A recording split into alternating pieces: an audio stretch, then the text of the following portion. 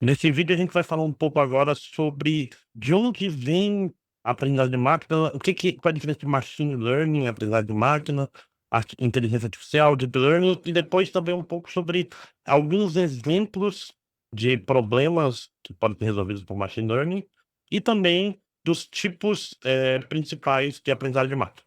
Então, você já deve ter ouvido falar muito do termo inteligência artificial. Normalmente, se categoriza inteligência artificial como uma área mais ampla, é um conceito muito mais aberto. Qualquer sistema, qualquer técnica, qualquer algoritmo, modelo que permita a máquinas imitar a inteligência humana é considerado um modelo de inteligência artificial. Então, mesmo modelos baseados em regras, desde que essas regras ajudem a simular, imitar o pensamento humano, isso entra em inteligência artificial, tá? Então é uma área mais antiga, já é uma área mais consolidada, vamos dizer assim. É. De uns 25 anos para trás, 20 anos para cá, uns 20 talvez, né, que eu estava lá, inclusive, se popularizou cada vez mais um subconjunto da inteligência artificial chamado aprendizado de máquina, aprendizagem de máquina ou simplesmente machine learning, ML. Que é isso? É um subconjunto que é baseado no aprendizado através da identificação de padrões, tá? Então, basicamente, a ideia é que o aprendizado seja emergente, ele surja dos dados de entrada. Então, ele é baseado em receber exemplos, receber dados, processar esses dados, encontrar padrões nesses dados e, a partir dele, tomar uma decisão, fazer alguma coisa. Então, esses modelos não são explicitamente programados. O modelo já existe, geralmente, e é uma coisa que a gente vai ver, o trabalho é um trabalho de pré-processamento.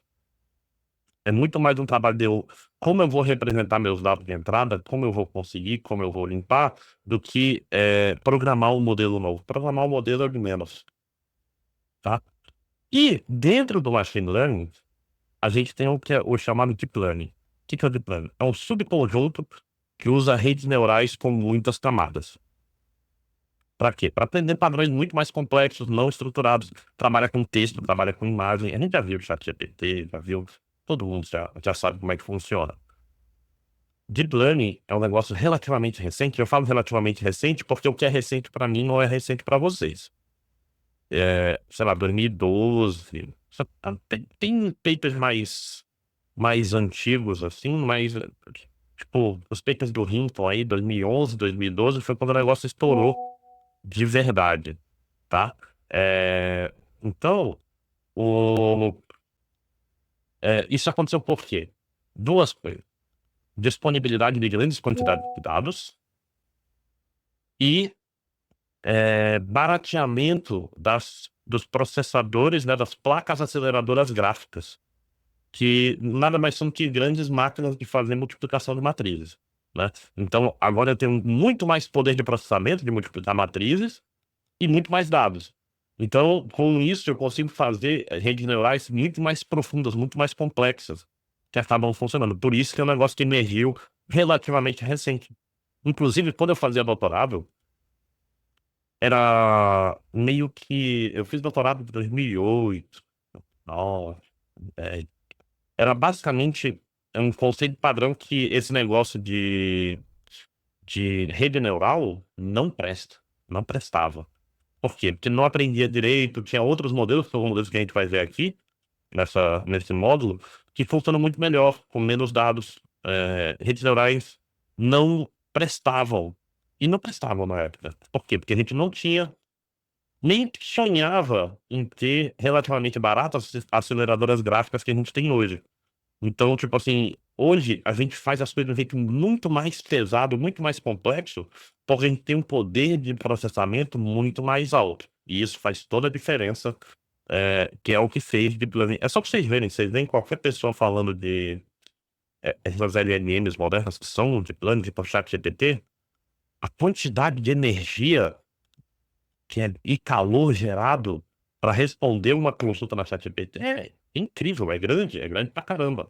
Eles rodam no prejuízo, não sei qual vai ser o modelo de negócio, mas Por quê? E é um negócio que seria impensável 10 anos atrás, de tão caro que é, tá? Então, na prática, a gente vai focar aqui no machine learning. A gente, nessa disciplina, a gente vai focar muito em machine learning com modelos clássicos, leves, que vão quebrar o galho para muita coisa que vocês vão precisar já, tá bom? Nós vamos dar uma olhada agora em alguns estudos de caso para a gente poder ver aplicações de modelos de aprendizagem de máquina. Um dos exemplos disso são os motores de recomendação. O que é um motor de recomendação? São módulos que recomendam itens para usuários. Então, tem um problema clássico da psicologia, chama o paradoxo da escolha ou a paralisia da escolha, que é o quê? Quanto mais opções eu tenho, mais difícil é eu fazer uma escolha. Pensa, você chegou vai almoçar, tem um restaurante. Se o restaurante tem 3 pratos do dia, você vai olhar os 3 pratos do dia e rapidamente falar: "Quero comer esse". Então, você, tipo, rapidamente seu cérebro vai olhar esses 3 pratos, eu falo: "Entre esses 3 eu acho que eu gosto mais desse". E é uma decisão rápida. Se você chega num restaurante e ele tem um cardápio de 30 páginas, você vai levar uns 15 minutos para fazer uma escolha, e 15 minutos eu tô sendo muito gentil. Por quê? Porque você vai perder muito tempo vendo todas as escolhas, e quanto mais escolhas você tem, mais difícil é você pesar os prós e os contras e achar o vencedor, o escolhido, tá? Então, por exemplo, o Netflix, muito do apelo do Netflix inicial é que ele tinha um algoritmo de recomendação muito bom, porque ele tem um catálogo, tanto que Netflix sempre era ruim. Se eu quero assistir um filme específico, o Netflix é ruim, porque geralmente ele não tem, tipo assim. Quantas vezes vocês já me procuraram: "Pô, será que esse filme tem algum streaming?" Não tem? Tipo, tu ouviu falar de um filme que quer assistir, então procurar um filme é ruim. É bom pra quê? Pra tu ir nas listas, ver o que que tem de novo, ver o que que ele tá te recomendando, pra fazer isso. Inclusive essa recomendação, eh, ela um problema é recomendar filmes que o cara vai assistir. Os dados que ele usa é o quê? Você pode usar dados explícitos, que é o quê? Avaliação. Então, tipo, se você dá um joinha pra cima, um joinha pra baixo, isso é uma avaliação que é um dado valiosíssimo, porque eu tô falando pro algoritmo, literalmente: Algoritmo, eu gosto desse, eu não gosto desse", e esse tem que ser levado em consideração. Mas além desses dados, porque como boa parte das pessoas não aperta em joinha, nem eu, no Instagram, eu não aperto, eu não dou curtir em nada, faço, tipo assim, ele tem que descobrir o que eu gosto de outras formas. Como é que ele pode ver? Não por joinha, mas se eu copiei o link e passei para alguém, isso é um sinal implícito. O reels que eu parei no meio, comparado com o reels que eu assisti até o final, o vídeo que eu vi até o final, provavelmente eu achei mais interessante do que o vídeo que eu rolei antes de terminar. As buscas que eu fiz, o tempo que eu passo, o cursor da miniatura, se eu deixei dar vários loops, tudo isso pode ser usado também como sinal de quem gostou ou não gostou. Então a coleta de dados, isso aqui é o filé, tá? Isso daqui é onde o engenheiro trabalha, tá? E como é que se faz recomendação? Geralmente a gente vai ter 2 tipos de algoritmo diferentes de recomendação, tá? A gente tem o algoritmo de filtragem colaborativa, que é um negócio que funciona muito bem, funciona assustadoramente bem, tá? Que é o quê? Usuários que gostam de A também gostaram de B. Você viu um filme, você viu, sei lá, Matrix. Porra, se o cara gostou de Matrix, o cara deve gostar de Clube da Luta também, porque também é um filme de 99, não é um filme que as pessoas assistem e não entendem. Então, se muita gente que assistiu Matrix e gostou, também assistiu o Clube da Luta e gostou, o sistema vai olhar isso, o sistema de filtragem colaborativa usa isso para tentar recomendar filmes que foram gostados por pessoas que gostam das mesmas coisas que você.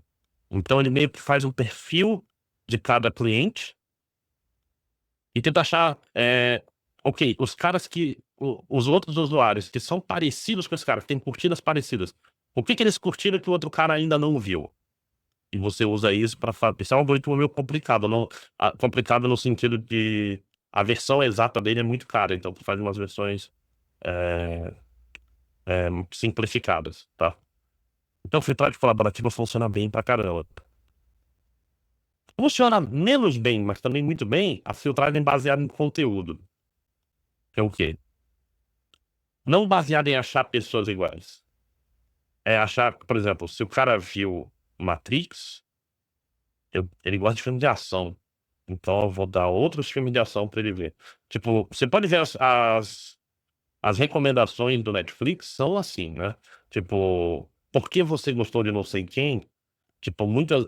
E às vezes é filmes de ação desenfreada, dramas asiáticos sobrenaturais. Isso é recomendação baseada em conteúdo e não em filtragem colaborativa. Além disso, Netflix faz uma parada maluca, que é a personalização avançada. O que é isso? Até o menu, o pôster do filme é feito através de recomendação. Ele literalmente vê os tipos de pôster que você, dos filmes que você assiste, tenta achar padrões neles, e cada filme tem uns 20 pôsteres diferentes. Então, se tem um ator que tu gosta muito, e ele tá no filme, mas não é um personagem principal, o Netflix ele muda o pôster pra aparecer esses caras que tu gosta pra aumentar a tua chance de clicar. Isso é uma loucura, tá? Um outro exemplo desse tipo de caso, e aplicação de aprendizagem de máquina, é o filtro de spam do Gmail, tá? Então, qual é o problema do filtro de spam? E-mail é de graça para passar. E-mail é barato de passar.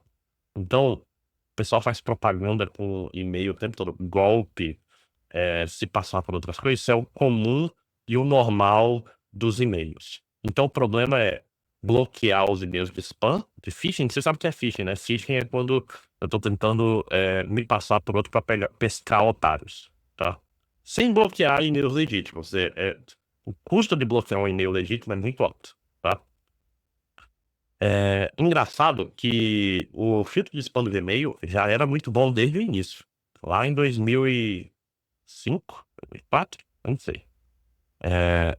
E ele tem uma coisa interessante, que ele era adaptivo. Ele vai melhorando. Por quê? Porque os e-mails de spam iam mudando, iam mudando, iam mudando. E você ativamente marca, esse cara, esse e-mail que eu recebi aqui é spam. Você marcando eles, você está retreinando um modelo para ele melhorar o filtro de spam, porque ele vai ter novos exemplos. Então, ele é um algoritmo que aprende continuamente, tá? Ele é baseado em processamento de linguagem natural, ou seja, a versão original, principalmente do spam do Gmail, ele era baseado em busca. Ele tinha palavras específicas e frases específicas que ele ia aprendendo que eram importantes, eram frases sendo típicas de filtro de e-mail. Aí o cara começa, tipo assim, bota 0 no lugar do O, mas alguém marca e isso vai entrando na lista. Então vira uma batalha adversarial o tempo todo, que é o spam é filtrado, o cara muda o linguajar. Só que aí eu recebo spam, eu marco como spam e fica retroalimentando o sistema. O cara não consegue fazer os spams dele passarem por muito tempo, tá? Além disso, tem machine learning para quê? Para avaliar a reputação do remetente. Para você olhar características do remetente, quanto tempo ele existe, é, de onde vem esse DNS dele. Você consegue olhar um monte de estatísticas, quantos por cento dos e-mails dele, desse domínio, são marcados como spam, e com isso tu classifica se o domínio é confiável ou não, tá? Mas o coração do sistema mesmo é o feedback. É o marcar como spam e não é como spam, fica melhorando o treinamento, tá? No terceiro caso, a detecção de fraude. Como assim? Eu tô no banco, eu preciso dizer se uma transação é legítima ou não. Se o cara passou um Pix. Eu quero saber se esse Pix é alguém que roubou a conta do cara ou se é normal. Antigamente, isso era resolvido com regra rígida. Se for acima de 3.000, se for depois de tal hora, que é fácil de circunnavegar. Se eu sei que o cara tem um limite de Pix de R$ 1.000 depois da meia-noite, e eu consegui acesso à conta dele, Eu meto R$ 999. E pronto. Então, o problema da regra rígida é que a regra rígida, ela é feita para ser quebrada, praticamente, tá? Então, abordagens com aprendizagem de máquina, dinamicamente vão aprendendo padrões novos todos os dias. Você vai tendo fraudes ela aprende o padrão do usuário e aprende a padrão de fraude e usa os dois. Então, por exemplo, uma das coisas mais poderosas para fazer detecção de fraude é o negócio de detecção de anomalia. O que é isso? Detecção de anomalia eu modelo o comportamento normal do usuário. Quando ele faz alguma coisa que é muito fora do padrão dele, o modelo vai falar: opa, isso tá estranho, tá? Tipo, o modelo meio que aprende os horários que tu faz transação, para quem tu faz transação, o valor das tuas transações, quanto você paga, quanto você não paga, e quando aparece um negócio muito diferente, ele dá um sinal que aí pode ir para alguma avaliação de risco se vale a pena ou não, tá? Outros sistemas podem, em vez de simplesmente classificar, dar uma pontuação. Para cada transação, ele fala: essa transação tem 30% de risco, essa tem 20, essa tem 8, essa tem 70. Opa, 70? Vamos dar uma parada, mandar um SMS a gente bloqueia, manda um SMS de confirmação, faz algum critério para ver se libera ou não. E análise de redes também entra aqui. Por quê? Porque às vezes você tem contas específicas que estão sempre recebendo Pix mais ou menos do mesmo valor e passa sempre Pix para essa outra conta aqui. Então você acaba descobrindo redes de contas conectadas às fraudes, tá? Então, no próximo vídeo, a gente vai falar um pouco agora sobre os 4 tipos principais de algoritmos de aprendizagem de máquina que são classicamente considerados. Eu não vou falar de geração, tá? Apesar de estar na moda agora, mas eu vou falar dos mais clássicos. E aí, a gente continua lá. Então, aquele papo.